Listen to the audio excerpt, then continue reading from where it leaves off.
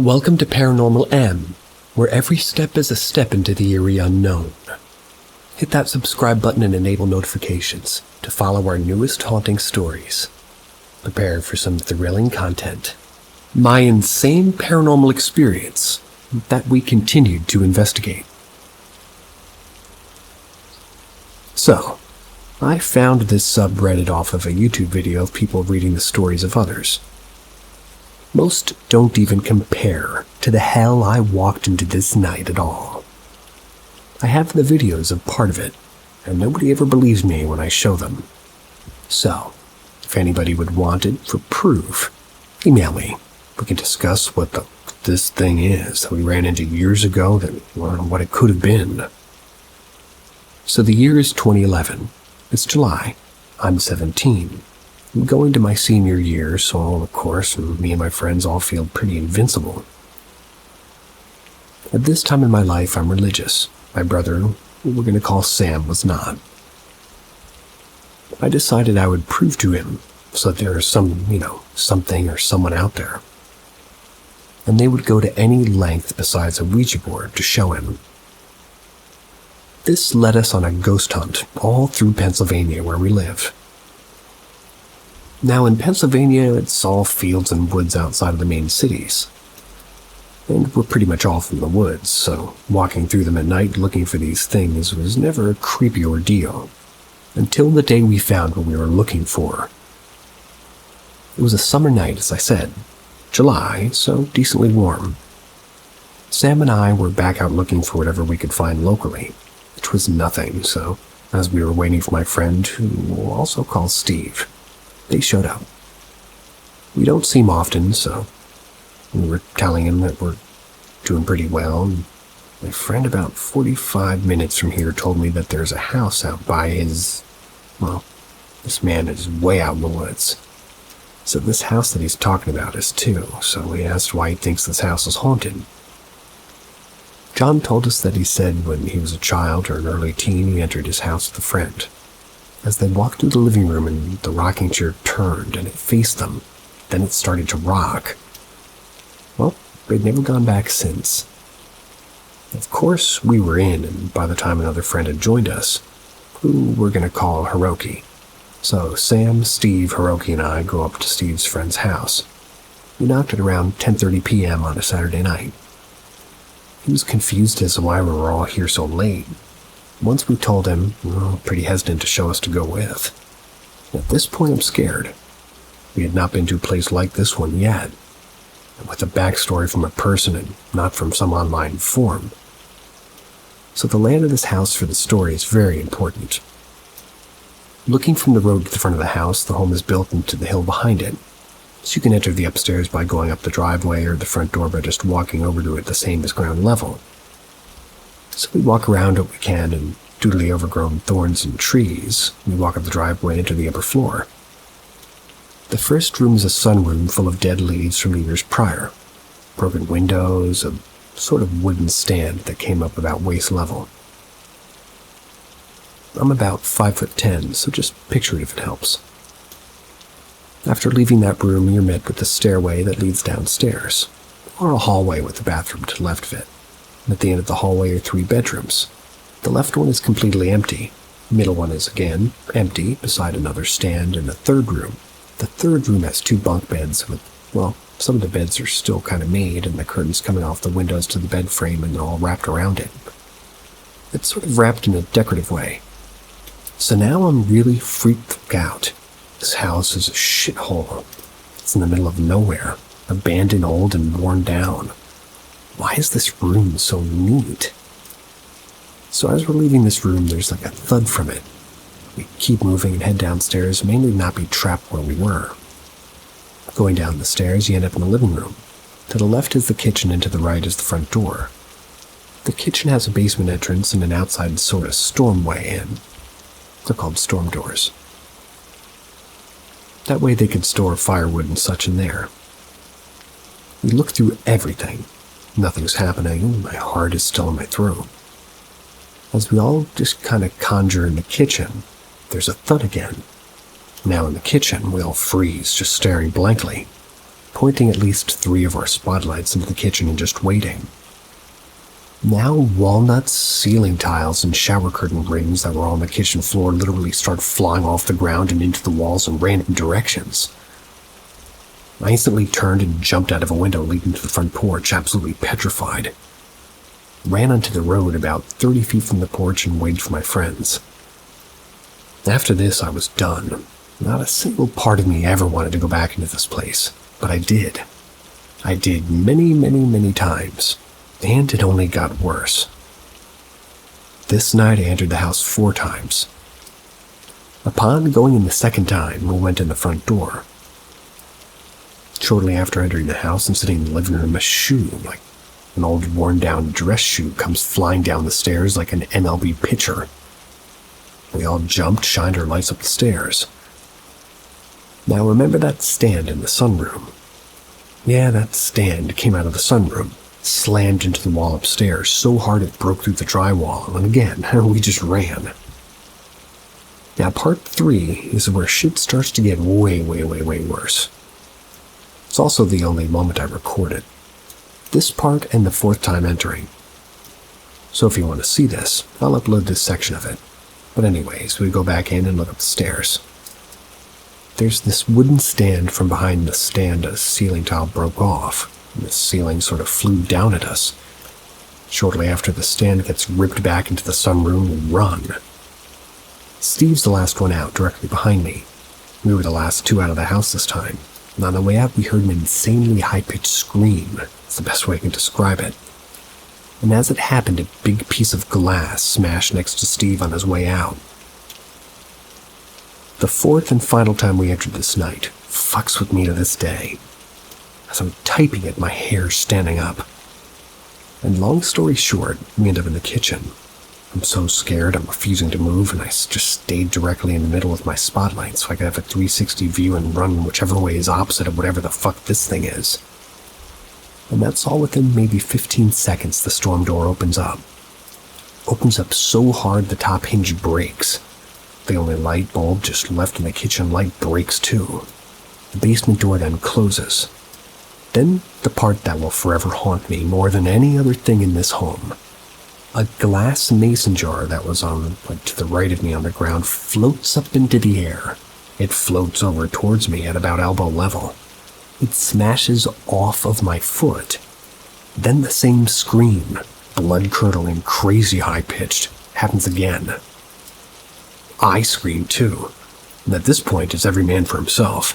We all heard it this time. When I got out of the house, I kept running until I got back to the car. Upon getting to my car, I realized, holy shit, my right ear is ringing like I just fired a rifle without earplugs. But my left isn't. The jar smashed off my right foot, came up my right side. Was this thing literally next to me that close? That was enough for me. I got home that night absolutely mind-fucked. I had no idea what to think anymore at this point. Fast forward a few weeks and we're back in school. Nobody believes us. So what do? We go back. And this time things got worse. We all decided beforehand to scope the place out again. Then we'll all meet, sit in the living room so nobody's alone. Nobody's cut off. Everybody's close to as many ways out as possible. I sat on the fold-out bed from the couch with Sam. Steve had sat in a rocking chair. Hiroki was not with us. My other brother, who we're going to call Ellie, was in another chair. We had 3 other people with us whose names don't really matter. But shortly after getting there and showing them around the place, things again started coming up off the ground and flying in random directions. This time it's not all at once, just one thing every so often. Now this is where stuff started to change. As we sat in total darkness. Only turned on spotlights when we got frightened or heard something. Turned my spotlight on randomly. More than once, just 'cause. Well, I'm scared, but one time I did find my feet having been tied together. I never even felt it. It's totally 100% dark. The only person next to me is on the same bed. Sam couldn't have moved without me feeling it. Well, I untie it and I sit up. Once I stood up, my hoodie I had on just drops as my brother's hood lifts up over his head. Now again, I'm scared as hell. We all turn our lights on, look around, and find nothing. This time we're all just sort of sitting down, and a can, like a normal-looking soup can, came from some direction and hit one of the people who brought with us so hard in the hand his knuckles were bleeding and the can was dented. Rocks from the basement started flying into the wall, as if somebody in the basement just started throwing them. Again, at some crazy MLB speed into the wall across from it. We ran into the kitchen and shined our light into the basement. There's still no one, nobody at all. Me, still scared, stayed back with the people we had brought and never checked the basement. As soon as we all got back in the living room, which was 100% visible from the kitchen, it had an open floor style to the downstairs, we heard a big boom above us. Now, this is all happening within maybe 5 minutes. We go upstairs to the room with just bunk beds. Can't get in. The door's jammed. At this point, we decided might as well SWAT team style kick this door in. And as we did, the bunk beds slid. The bunk beds were in front of the door. Both of them. There's no way to enter this room without coming through a window. No way out without jumping out of a window. There's no way somebody could have done all that. We ran full sprint back downstairs out of fear once again.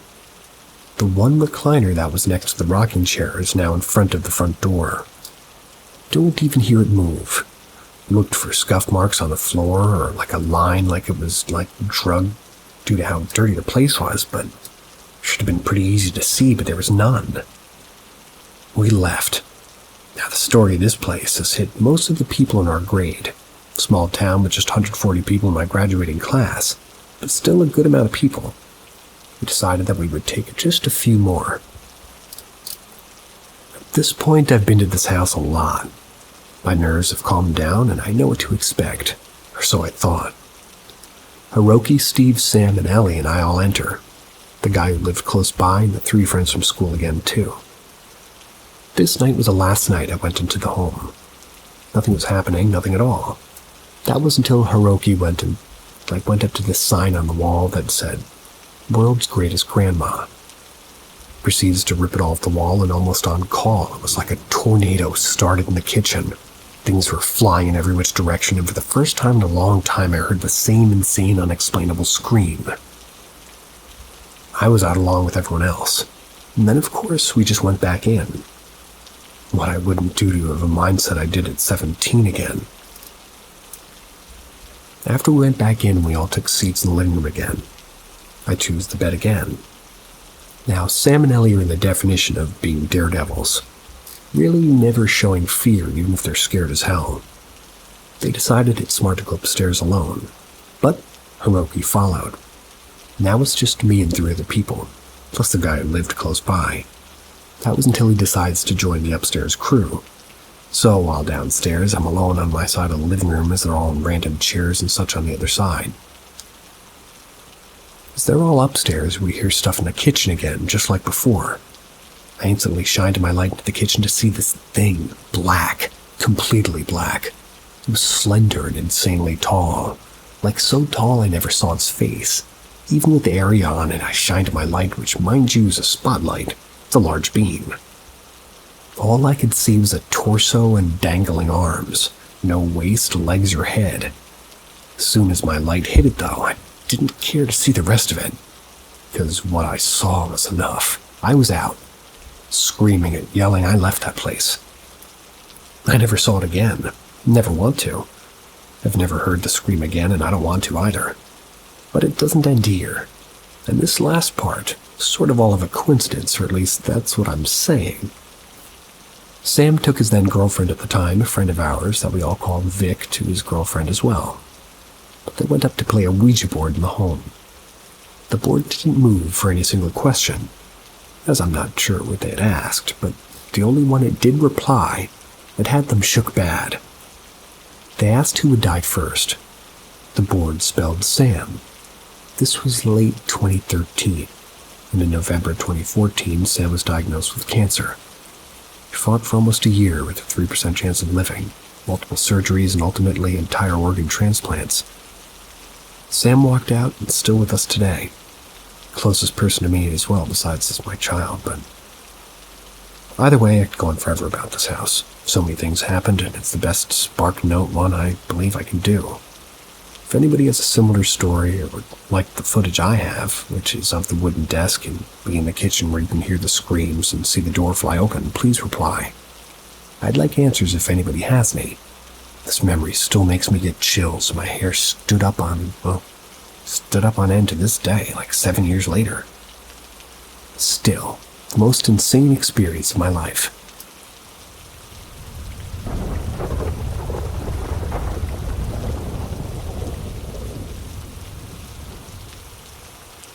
My imaginary teacher.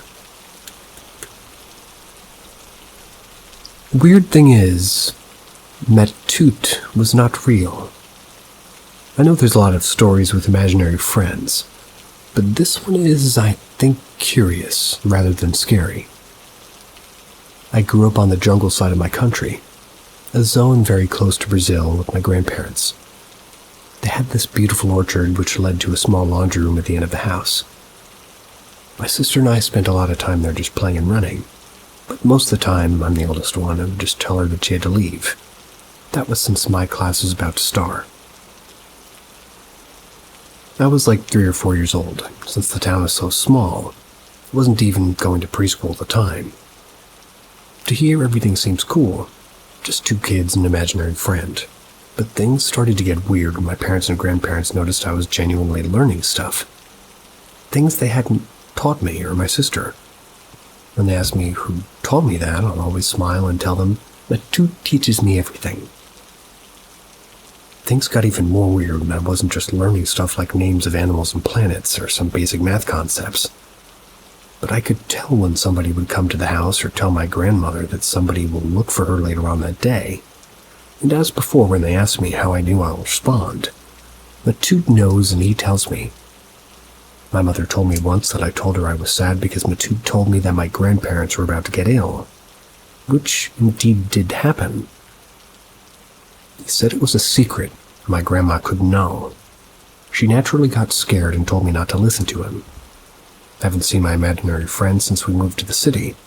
I haven't been able to tell any future events or learn stuff by myself, like with Matute since then.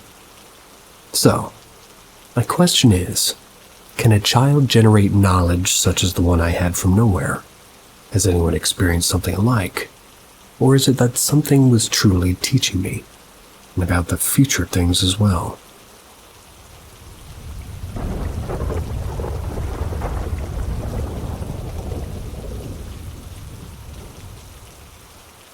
Reaching through the veil. When someone close to you dies, it seems to put you into another vibe and things happen.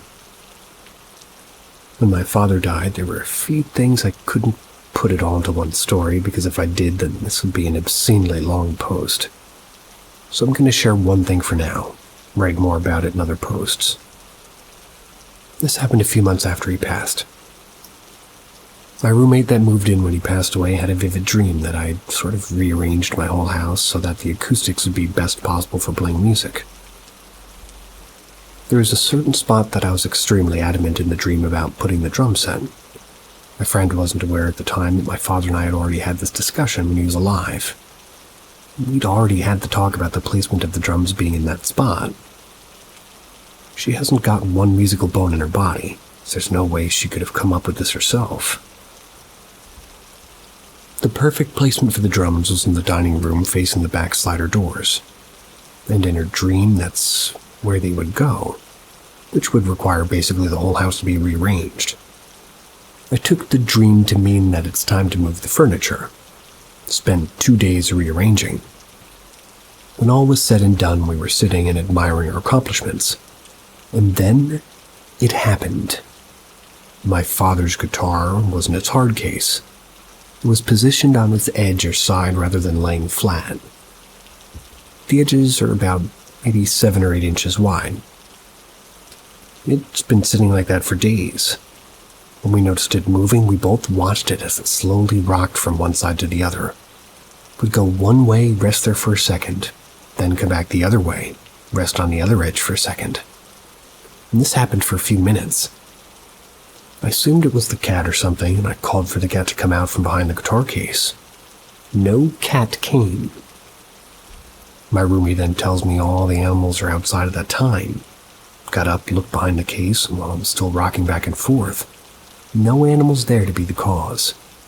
When it stopped, I moved it by myself to match what it was doing before to see if it could, see really what could have caused it. To match the movement, I had to tilt it one way, hold it on its edge, then slowly move it to the other way, hold it on its edge for a few seconds, and then back the other way. No windows open for it to be the wind, and if you pushed it and let it rock itself back into place, the rocking would be somewhat fast and settle back into a position rather quickly. This rocking was slow and calculated, like taunting. It would go one way, rest on the edge, and then stall. Then go back the other way and rest on the edge and stall, repeatedly for several minutes. I know it was the old man. I was so happy to know that he had been there.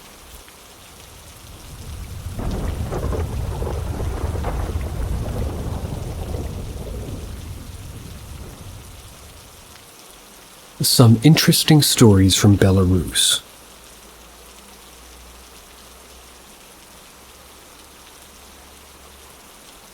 We're from a small but rich anomalous country in the middle of Europe. Me and my friend Ilya were researchers of the paranormal. We've been doing this for over 15 years. Here are some stories from our expeditions. Perhaps you've heard of similar things. Sorry about the automatic translation. Story number 1 of Michael's superpowers.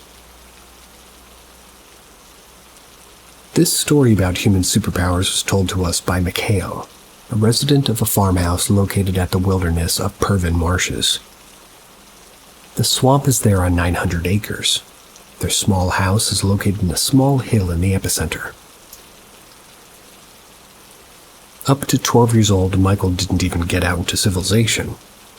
He lived with only his mother and was engaged in housekeeping, a little bit of forestry. He grew up literally like Mowgli among the animals. Mowgli. What else to do if there was no electricity, telephone, radio, or even postmen? They didn't visit them in the house. Mikhail told us that since childhood he'd had a very good intuition. Before talking to his peers, he thought that this was a common phenomenon for any person. Mikhail could feel any person approaching their farm from about a kilometer away. According to him, in the area of the solar plexus, he had a sweet feeling that had a delicate light green color. From this glow in the brain came information who was approaching and on which path. Misha warned his mother that he was running away to meet a friend of Lenka's, for example. She was very surprised when her friend came to the house together after a few minutes. Another superpower was the ability to tune into a dead relative's or neighbor's canal. But this channel was one way. One could hear a relative talking to somebody, but it was impossible to enter into dialogue with him or her. One day, Mikhail remembered a Polish neighbor who had died. He seemed to speak Polish from the next room. When the boy walked into the room, of course, there was no one there. Usually such cases happened on the anniversary of memory when a mother and her son remembered the kind words of their deceased relatives. These abilities accompanied a teenager under 15. Then girls and alcohol came to his life. Super hardness disappeared forever, and did not recover even when as an adult man, Mikhail decided to get rid of the above-mentioned obstacles. Also, Michael told the story of the meeting with the Yeti. The events took place under the sunset of the Union. Mikhail went to the next village by car. That's Moskvich 2140. The car was old, so the man constantly pressed on the accelerator and tried not to stop. Goes in the evening on the forest road. Behind another car, catches up. He looks and animals come out of the forest ahead of him. Any driver would have stopped in advance, and his old car, he won't start. So Mikhail drove slowly towards the animals. He decided to go around them or stop at the very last moment. He comes closer and sees that the animals are very strange. They look like big primates. They went straight ahead on 2 legs, short black hair in the sun. A male was walking ahead 3 meters tall. The female followed him half a meter lower. The primates froze for a moment in the middle of the road and looked at the approaching threat. The man's sweat was made worse by the look of their black, sunken-in eyes. They watched, with almost like a curiosity about how a reasonable creature looked. Then they accelerated a little so they wouldn't get caught up in the unfortunate Astomobile. As a result, a car with a petrified driver drove 5 meters away from the hominids, drove smoothly around the corner, and there safely stalled. A few seconds later, a second car arrived. A disturbed man flew out of him and started yelling. "Did you see that? Did you see it?" Mikhail said, "I saw it from afar. I thought it was a moose." "What, a fucking moose? We're running away before we're eaten." Mikhail jumped into the car with his neighbor and the men ran away. Story number 2. Another meeting with Bigfoot. The meeting itself took place in the area around 2012. But all this time, the witness, Alexander, didn't tell anybody except those close relatives and friends about it. We were informed about it by his daughter, having stretched thus the bridge of trust between researchers and the person who has faced the inexplicable phenomenon and has automatically decided not to bear it onto somebody else in the family circle. Below, we present the literal story of Alexander and the possible reconstruction of the creature. I went there to get mushrooms. It was 4 years ago, somewhere in early August. We drove into the woods to this place. We left the car, my wife moved toward the lake. I looked around and there weren't many mushrooms, just started to call my wife, Lena, let's go. Let's move on. She went far away and didn't hear. I'm picking mushrooms and calling my wife next. I see it's like a burned tree.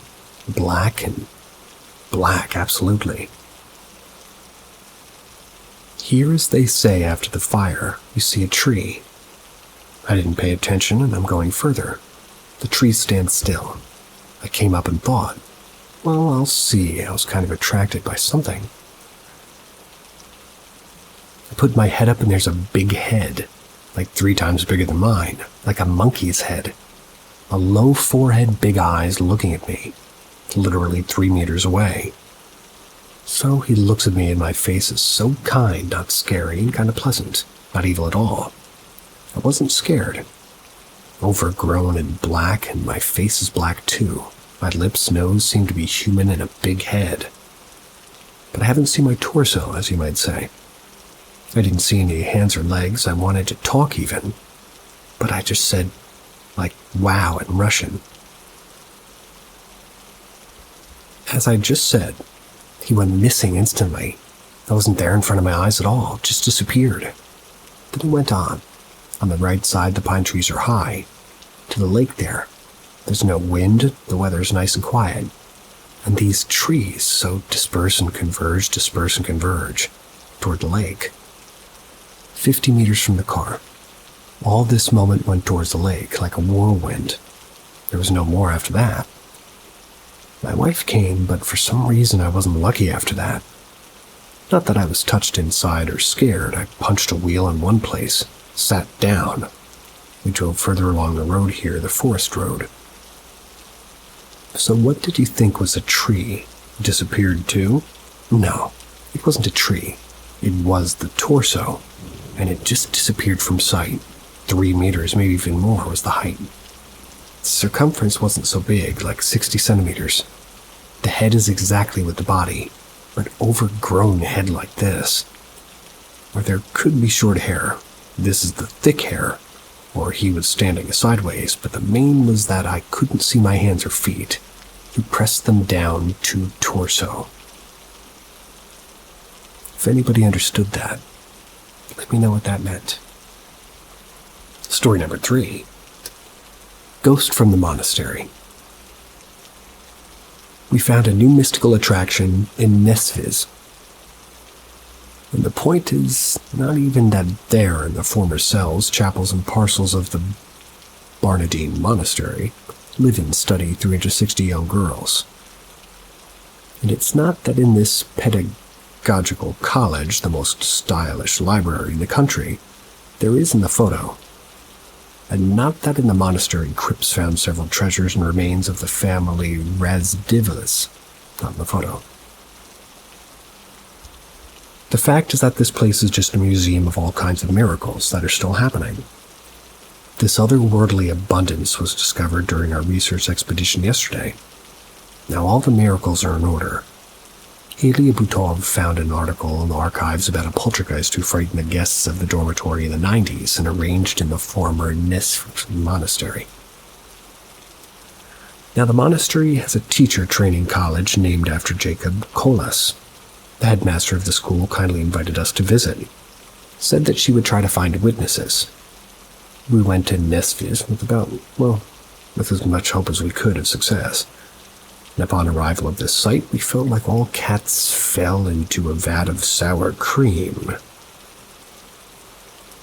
That does not sound like a good feeling. We'd never seen so many amazing stories concentrated in one place in our ufological practice. Ilya recorded everything on a tape recorder and later will prepare a detailed story of everything I witnessed and publish it into a website. Now I will list some miracles from our memory that are unrelated to the feeling of cats falling into sour cream. 1. At noon, a janitor from the dormitory with a colleague and several students saw how a white cloud flew out of the closet. And along the corridor, the janitor's colleague said that he saw something like this for the second time. The janitor's wardrobe and the janitor's room are on the photo. Pupils living in the rooms of the monastery constantly hear strange sounds. The church choir, prayers, crying babies. Different people hear it in different places. We videotaped the story of 3 girls. The last time we heard the prayers and the crying of children, it was 6 a.m. this Monday. Photographs. Photographs taken inside the monastery's halls often show reflections or shadows in the form of human figures. One of such photos will be sent to us soon. 2 girls were photographed in an empty assembly hall, and then noticed on the computer screen that a girl was sitting in a chair at the end of the hall. 4. We were shown a hook with a painting, Lenin on an armored car, hanging on it for a long time. In the photo there was an empty pink wall with like a hook. This picture was constantly falling. It was falling with the rumble of its fall, frightening night watchmen. Both the hook and the thread were in place. It was as if somebody was shooting the picture and throwing it at the floor. There's no railroad nearby, and children don't live in that room. During excavations in the basement of the monastery, our witness, a former gymnast, told us that he and his students had found 2 human bones and 2 sealed bottles of Polish vodka from the Tsar's time next to them. The photo shows this room with miniature golf. Now a strange, oily liquid stands out. It sort of hangs in a small yellowish droplet in the sort of inner vaults of the room. Local teachers call it the tears of nuns. In another basement room in the 90s, some crooks found a copper vat full of medieval utensils. The vat was so huge and heavy that it was difficult to load it into the car. The crooks generally pulled the boat over in Nesvis at night, but a vigilante grandmother noticed all of it, called the police. Now all the vat stuffing as well as the above-mentioned bottles of vodka became exhibits of the museum. In the current relaxation room, there's a blue bedspread with beds on the photo. Before, there's a whole attraction with spontaneous falling objects. This attraction was extended to the next gym. Everything that was bad or standing on the floor fell on its own. Dishes, foodstuffs, slippers, etc.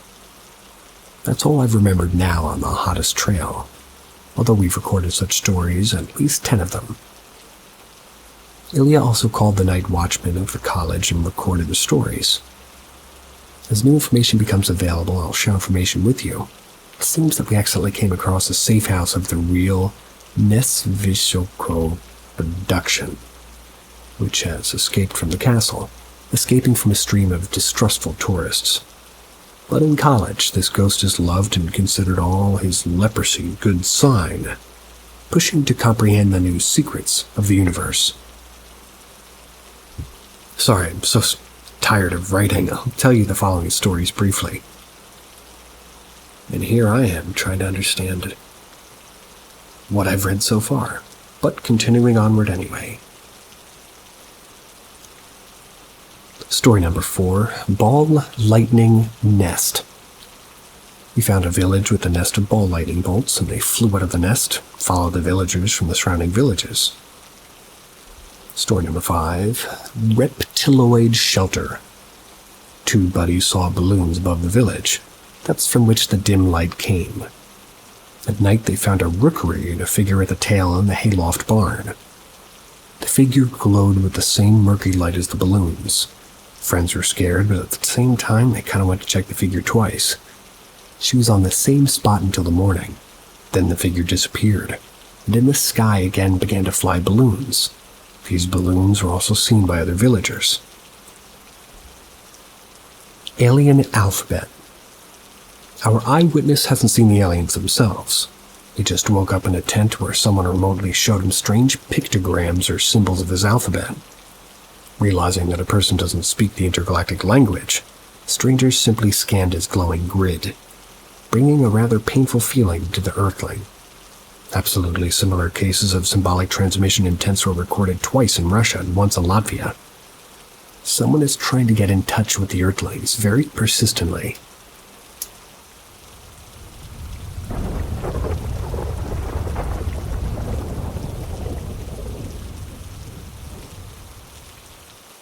I can't believe I'm even posting this, but years ago it seems my family got signs from my mom who passed in 2007.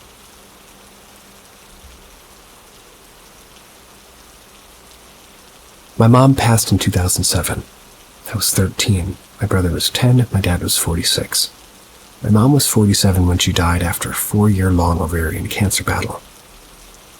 Growing up, my family had always been interested in the paranormal. My mom and I would watch movies that addressed the paranormal, and she'd say things like, "If I die, I want to give you signs like that. But I don't want it to be creepy." About 2 years after she died, my dad, brother, and I went to Costco to pick out a new big screen TV. My dad's obsessed with Costco, so he always goes all out. And in this case, he decided to purchase 2 big screen TVs and see which one he preferred. He then returned the other TV after he decided.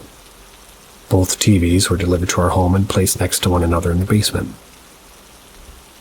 They sat there for longer than my dad meant for them to. They weren't flat screens.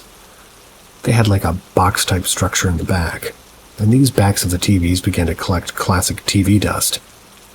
So one day, my dad, brother, and I went to Six Flags, and when we came home, went into the basement, we noticed that the dust on the back of one of the TVs was my mother's signature. As if she'd taken her finger and written her signature. Something that was ubiquitous to me as a kid, having seen it on restaurant bills and permission slips. It wasn't just her name written in script. It was her exact signature. If I go back to my childhood home, I believe my dad still has photos on the old computer. Hopefully within the month I can get home and find them to post as a follow-up.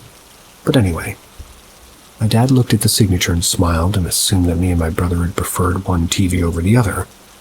Maybe one of us had written the signature as like a clue. But my brother and I were confused. When we saw the signature, we couldn't believe it. We all questioned one another as to who did it. We all had been out at Six Flags all day. I wasn't scared, I felt comforted, honestly. Like similarly, one Christmas, I believe that same year, maybe a year after, in 2009, my family put up Christmas decorations. While the whole family was out together, a similar thing happened. We came home and my mom's stocking was hung up with her stockings. My dad once again noticed and smiled and said, "Who did this?" Very sweet. Nobody had done it. At 25 now, my dad still feels like this was my mom. I've considered that because my mom's interest in the paranormal, that she might have asked me to, make it seem like she was giving signs to my brother and I. My mom and dad, they have their own paranormal experiences themselves. I think my dad would have owned up to it in my adulthood, but he actually found great comfort in these events and got more emotional than I did. So in short, I don't know that there is a subreddit for this.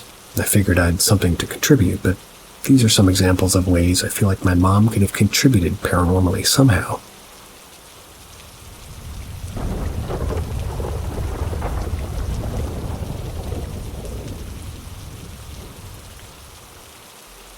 Ghost at an abandoned train station.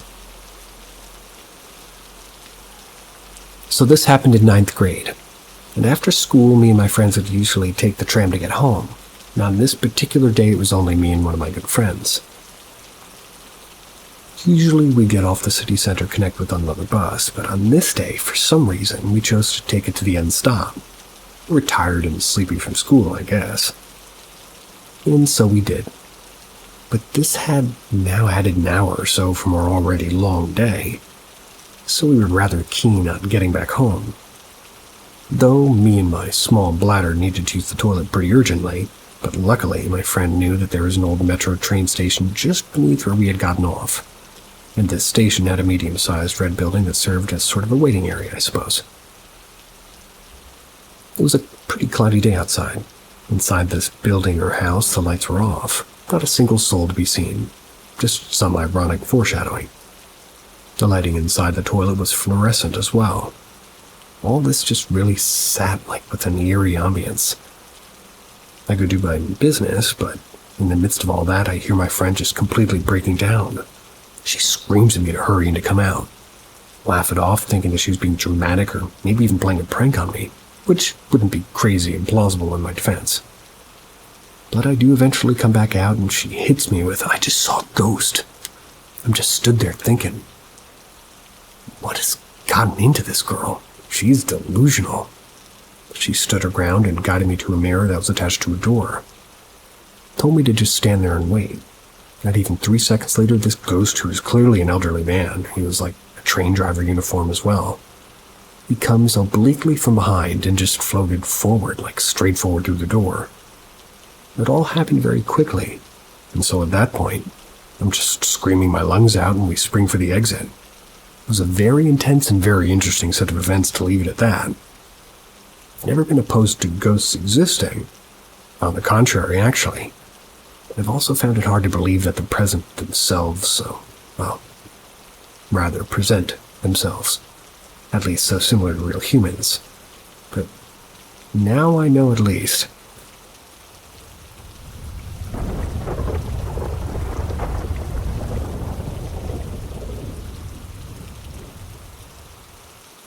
Have a lot of weird encounters, but I'll start with the most significant one. Bit of a quick off note. I've had tons of odd encounters, but this entity was my first encounter with anything of the paranormal sort. My mom passed away when I was super young, before I even really knew her, so I spent a while with my dad when I was really young. In fact, my earliest memories were living at my grandmother's place. The house was a big house near the beach, and my grandma and grandpa built the house, so nobody had lived there before us. Anyways, I loved that house, but a specific area of the house always made everybody feel uncomfortable. This area was in the basement near a cellar. My memory of back then's kind of foggy because it was so long ago, but I remember spending a lot of time with my grandma. That was since my dad was working and whatnot. Now, we used to pray every night, go to church every Sunday. I was fairly Catholic at the time. Anyway, I remember eventually seeing those shadow people. They looked almost like little skeletal shadows that would peek out from behind doorways and corners, signaling me to follow them. They had glowing eyes and a sharp, almost jagged back, shadowy skeletal body. Now, I remember ignoring them for a long time. But one day, growing curious, I followed them. I saw one near my grandma's room doorway. Walked to the doorway, turning at the corner, and it was gone. Then it reappeared at the stairway to the basement down the hall, signaled me to follow again. I followed it, and again it was gone, and this time appearing at the bottom of the stairs in the basement. As a kid, I was so terrified of the basement, so I didn't follow it. Anyways, some more time passed and eventually curiosity took the better of me. I ended up following it into the basement the next day they showed up. When I turned the corner in the basement, I remember seeing this person. They were towering above me. Then again, being 5 or 6 years old, well, everybody's towering over you. They had a deer skull with horns instead of antlers for a head, wore a big fur cloak, and behind them was darkness. I remember them slowly pointing at me, and then I screamed and ran for it. Right back upstairs.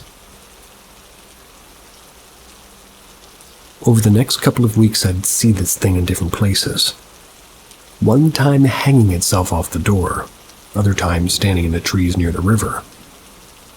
I learned later my family was also getting messed with in, like, the way of weird dreams and odd events like poltergeist shit. But anyways, eventually, stopped seeing this thing in person. Plagued my dreams instead. Couldn't get a good night's sleep without this thing appearing, turning into a nightmare, until sometime I remember someone coming to me in this dream. They told me to fight and to banish this being, so I did. I remember in the dream grabbing a broom handle or stick and hitting this entity when it showed up. The dream seemed to crack and I woke up. Years went by. I forgot about the whole thing. Forgot about it till I was 13 or 14. I was hanging out with some friends and we're just walking back to my buddy's place one night, and I remember his sister turning around and asking, "What's that?" We all turned around. At the end of the street, we all saw this tall entity, deer skull with horns and a big fur coat at the end of the street under one of the lights. My memories came back to me, and I just remember saying, "We need to leave." We proceeded to run to my friend's place, and aside from some odd moments like the power going out and doors opening and closing, it seemed to leave us alone. A few months later, I'm in a gymnasium bleachers just watching some sports in my high school, and I suddenly start to feel tired. Now, I was resting kind of against the railing when I almost blacked out, which would have caused me to fall off the railing, and suddenly I saw that deer skull image appear in my mind. I was snapped wide awake. Next few years, it was off and on.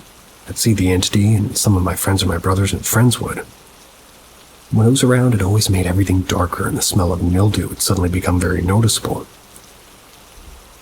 He even attacked one of my friends once. That seemed to mostly be a warning to get my friend to back off. He gave me a scar on my wrist that I've had pretty much my whole life now. I moved out of my hometown about a year ago. Kind of figured he was gone, but back in February I was walking home one night and felt a familiar feeling only to look over at the trees and see him standing there. First time I've seen him in a few years, so caught me off guard a bit. Still no idea exactly what it is, though the running theory is a nature spirit of some kind due to the alleged history of the land of my hometown.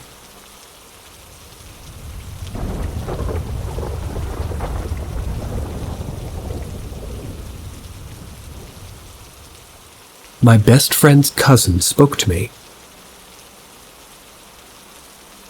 So this happened about a year and a half ago, long before I found the subreddit. My best friend, we'll call her B, and I were sitting on my back patio relaxing and talking. It was a rough day for her, as it was the anniversary of her cousin, we'll call them Jay's passing. Now, B has had multiple instances of having dreams of certain events before they happen. The night before her cousin died, she had a dream of his death. The two were very close. The evening of his accident, she was invited to go out with her cousin and his friends. She turned the offer down and chose to go home instead. While drinking with some friends, Jay and another boy got into an argument and began to fight.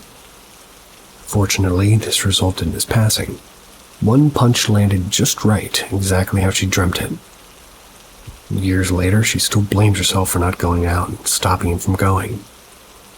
They were extremely close, and the loss hit her very hard. I try my best to help console her when the anniversary comes around, but unfortunately I never actually got the chance to meet Jay. Back to that night a year ago. B was reminiscing and again blaming herself for not being there.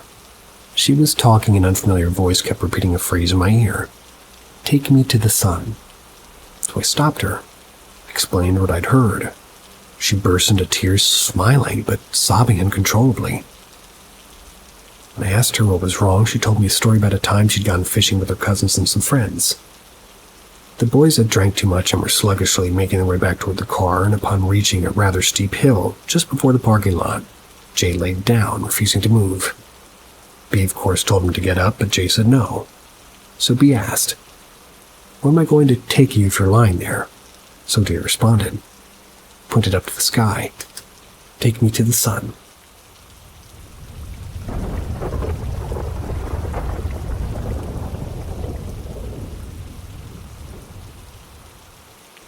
Dealing with some sort of mimic.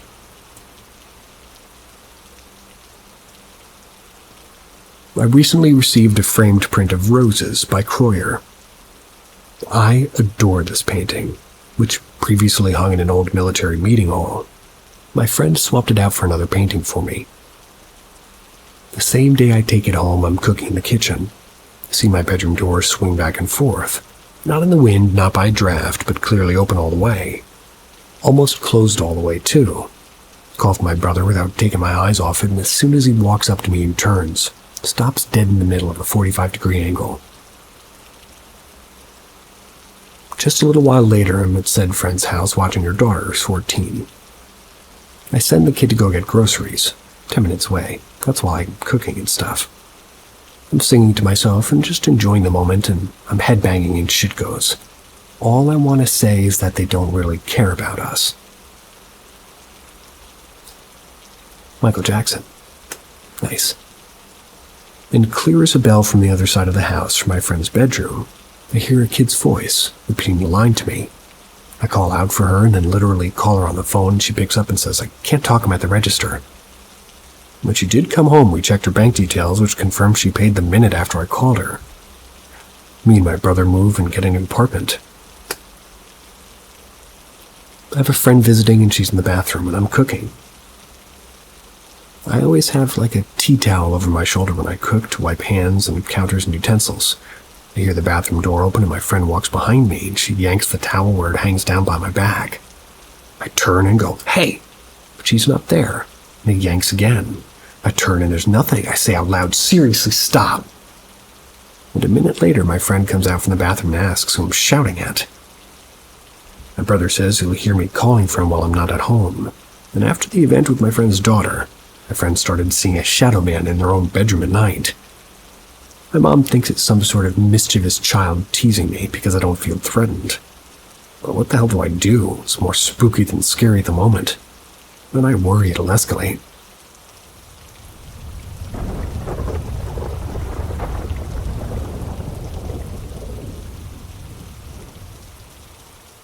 I work at a prison. A large part of my job is to walk around the prison I work at. I go from building to building assisting the counselors with various things. My office is a cell on the living quarters of the inmates, so I'm used to seeing and hearing all kinds of crap every day. I went into the academic building where the inmates attend classes, report to my supervisor's office, and turn in some paperwork. Imagine a small school building that's only one floor, and basically it's just a straight hallway with classrooms staggered on either side along with some offices. Halfway down the hall is a security bubble where they check passes and supervise the area.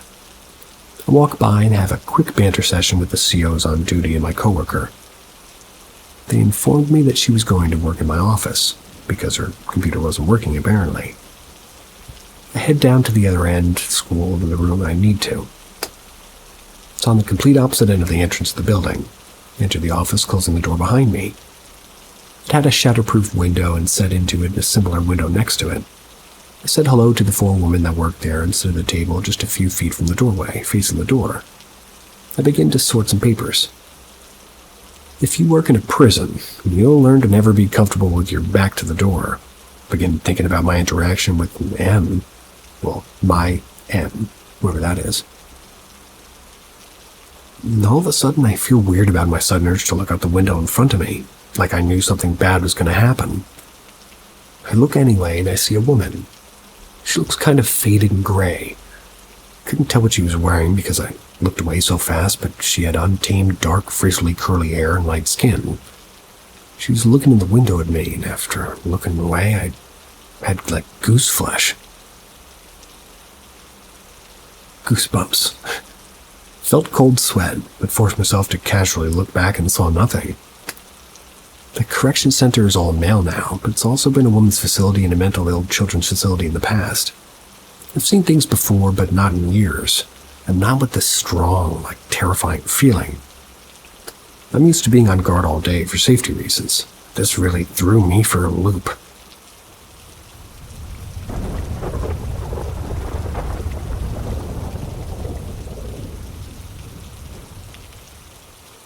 The ghost of the girl who hanged herself. 4 years back, I started my architecture journey. I enrolled into this college, which in the outskirts of the city is where it's at. There I was allotted a hostel room on the 5th floor of the block. And me being an insomniac never questioned the lack of sleep as a sign of anything paranormal, but it was my insomnia that, feel like I was in this trance-like state whenever I was about to sleep. Even when I slept and when I was at the peak of my sleep, I felt my pillow pulled upwards with a certain force, waking me up. I shrugged this on like the pretext that I used to be really tired, but got really intense when a friend of mine reported the same thing happening to her. And this was the red alert for me after I started noticing things. Since I used to be alone in my double-sharing room, I used to lock each and every door and window. So no one could break in. I double-checked everything. This one time, I was woken up by my friend in the morning as she entered my room, woke me up claiming that my door was left ajar. I clearly remember closing and locking it. There's been a lot of reports from my other friends of seeing shadows passing through my door when I've heard knocking on my door when there wasn't anyone. And this one time, I guess a better way to say it, I was cleaning my kettle, and I accidentally dropped the fork in the pot. I was laughing so hard because the stupid thing that I did, and I heard it. Firstly, like a little hum, and then a loud laughter coming from the back of my neck. But I was alone at that time. I ran from my room to my friends and swore to never sleep in my room ever again. I've left that place for good now, and just when I left, I got to know that just below my room on the 4th floor was the room where 3 years ago, a girl had hanged herself, and since then that room was locked and sealed. I've heard a lot of similar cases from different students that stayed there, or are currently staying there.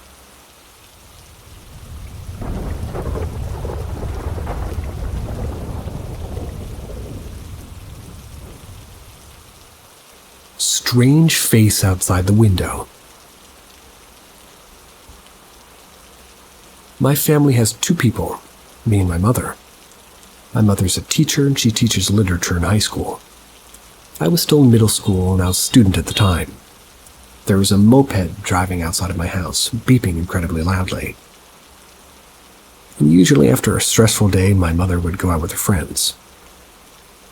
It was about maybe 2 a.m. She came home reeking of beer. And on the occasion of her wearing nice clothes, she wanted to take pictures for her. The front of my house is mostly a large glass door with iron bars crossed to make a frame. She modeled in front of the door, and after a while I reviewed what I had just taken. Everything seemed so normal until one picture that I noticed something strange. There's a white streak behind the glass door next to my mother's face. I try to take a closer look. Unmistakable as a face. A white face with 2 black eyes looking straight into the camera in a creepy way. So black that it seems to just be an eye socket, and like a toothless wide mouth. Everything seems to be twisted in the center of the face. I have a feeling that this is not something that should exist, like I just saw something I shouldn't have, but it is clearly appearing right in front of my eyes. I started to feel cold, and the more I looked, the more scared I became. My mother noticed, and I wanted to see what it just looked like, what I just took.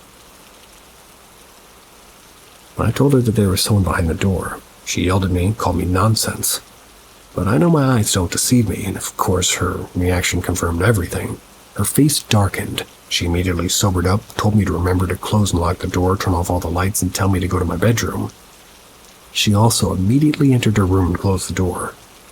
The next day I checked the camera again. I couldn't find the picture. Maybe she deleted it. And since then, she and I haven't talked to anyone about this. It's been behind my mind for so many years. I really want to tell someone. It's probably crazy enough not to believe me, but I know I haven't been losing my mind. I know what I've seen, and even my imagination is not an element here because she's seen it too.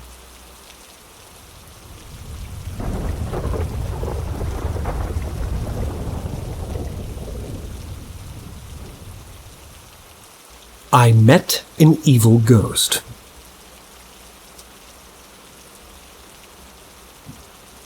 So to give some background information, I'm spiritual, and if you don't know what that is, spirituality involves the recognition of a feeling or sense or belief that there's something greater than myself, something more to being human than the sensory experience. I believe in souls, spirit guides, and reincarnation. My friend is a medium, can connect with spirit guides and also ghosts and souls. My friend and I were just hanging out at her place. We had the house to ourselves and decided to do a session. She was doing a session on me, and I asked normal questions like, what's my future like, and so on. That was until I asked a question about one of my friends. This friend of mine has some trouble and has been battling depression, anxiety, and some other things. I asked if we could try to just kind of connect with her spirit guides. Asked what was happening to her, and we tried that, but it was a bad idea. My friend who was doing the session had her eyes closed, was holding my hand, and her face started to twitch in sort of an uncomfortable way. I didn't want to disturb her, so I said nothing. Suddenly the room we were in had this weird vibe, an unwelcoming vibe that was very unpleasant. She suddenly just stood up from the couch we were sitting on. She went to grab some incense lights and started saying, "You're not welcome here. Get out of my house." And I've never experienced anything like this. I was new to all of this at this time. Suddenly, this terrible feeling came rushing into me. I don't know how to describe it. I think anybody that met a ghoul or a soul knows what I'm talking about. Best way I can put it is like trapped. I felt trapped. No matter where I went in the room, I felt trapped and small, like I was someone's prey, like I was watched. Thankfully, my friend had got this ghost or soul out of the house, and we sat down to talk about what just happened. My friend told me that this is what's called a clinging spirit. It's a spirit that feeds on negativity and sadness, or in my friend's case, her depression and anxiety. My friend told me what she saw afterwards. To understand this, you need to sort of understand the floor plan. So, right as you enter her house, there's a staircase goes upstairs. The right is the kitchen, the left is the living room, where we were. And neither of these rooms has doors. It's just a wall with a hole in it. The living room couch is at the opposite end of the entryway, so you have like a full view from there. My friend said in the doorway that she saw this, like, tall and skinny black goo. It had no face, but it was in the shape of a woman's body.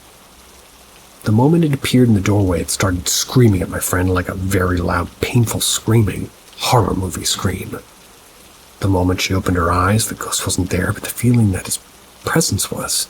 It's also what I felt. After all this happened, like, recall my friend's mom, sister, we all slept in the guest room. We were all afraid to go upstairs to my friend's bedroom. And we were 15 when this happened.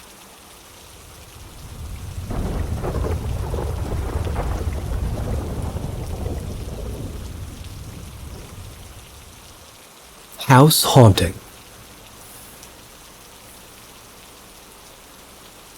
This happened some time ago in the early 2000s. It's not made up. I really experienced these events, even if they sound crazy.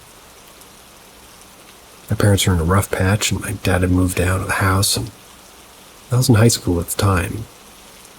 It started out one night my mom and I were watching TV. It sounded like scratching and noises and heavy dragging noises in the attic. We immediately assumed raccoons. I don't remember the timeline exactly, but we kept hearing this noise, and each time, maybe a few nights later or a week later, the noise slowly crossed from one end of the attic all the way to the other end of the house. My mom did have a company come check for animals, but they didn't find any.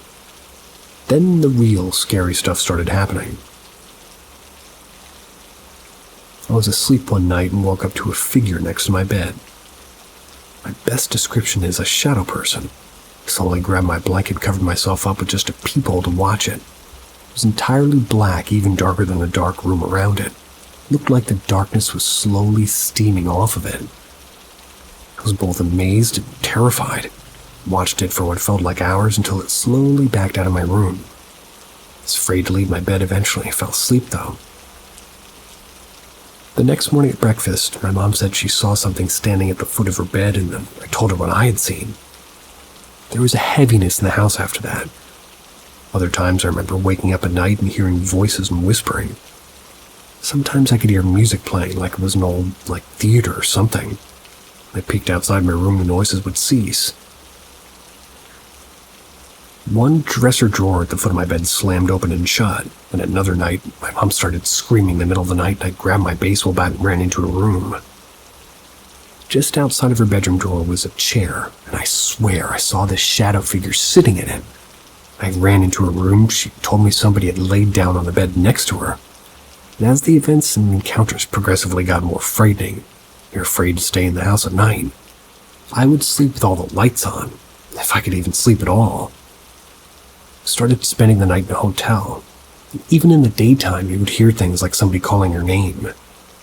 Can't remember how long the haunting lasted. Guessing maybe 3 or 4 months had passed, and my mother was tired of being afraid in her own house.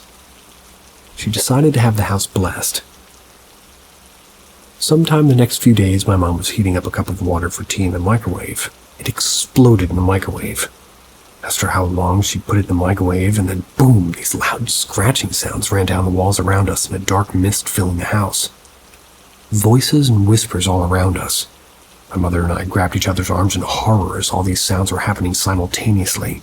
And then this very deep, unnatural voice began talking over all the other noise. It was deep and unnatural. It was some sort of language I'd never heard anything like. Not even to this day. As my mother and I stood there and we looked down the hall toward the voice, something there was like a fucking horror movie. It was quadrupedal, and it was made in the darkness, like drawing with a Sharpie in the air. It had what looked like several rows of spines running down its back. My mother started to pray. So did I. The creature slowly backed down the hall and into the bedroom, and slowly all the noises and voices faded away in the mist and haze. And it seemed to follow it down the hallway until everything returned to normal. Never saw or experienced anything again in that house. If anybody was curious, yep, when friends came over, they would have experiences as well. I've had other experiences since then, but nothing like back then. Sweet dreams.